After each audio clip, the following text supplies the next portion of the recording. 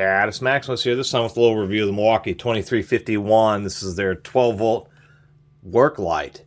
Just a real basic work light. This one's used. I actually picked this up at a Habitat for Humanity.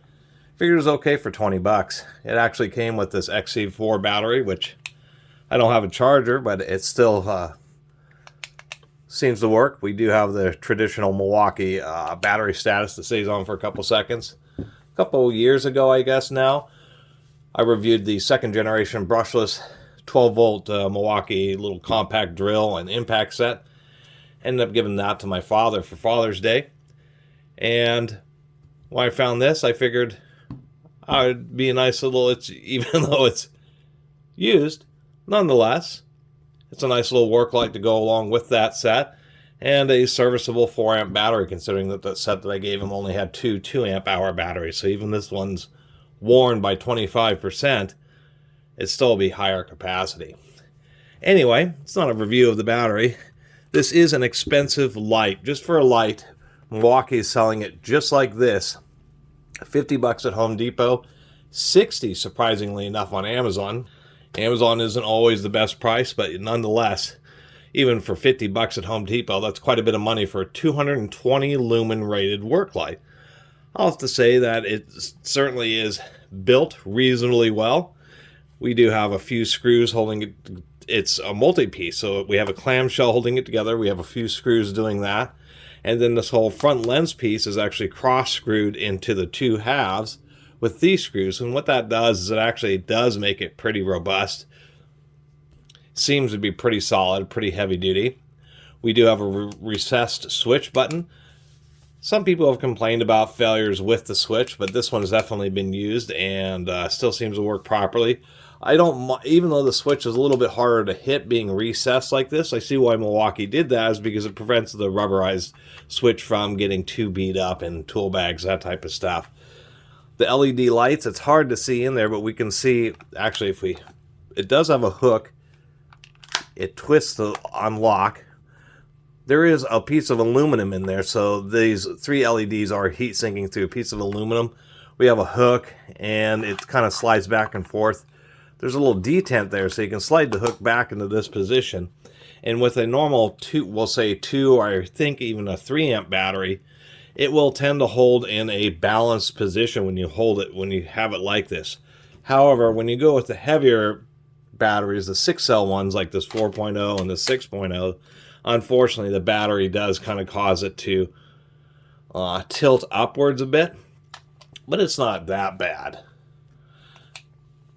If we look here, let me zoom out a little bit, it does have a pretty, not very wide, but pretty tall. It's only 220 lumens, so not a ton of brightness, but it will definitely help. It's certainly something in tight areas where it's dark. It's certainly a lot better than nothing. And I'm sure, like with this 4-amp battery, it will last for hours and hours. Another thing is it has a 1/4" 20 thread. Now, what's hilarious is for the $50 to $60 that this, just the light only goes for, it is a separate accessory for having a magnet on it. And I thought that's a little bit cheesy. Milwaukee certainly could have included a magnet for how much they're charging for the tool-only light. Instead, you get a 1/4" 20 thread. So you can do something like find one of these kind of better compact little tripods here. I have this little metal-legged one. So you can do something like that where you take, kind of recessed pretty deeply.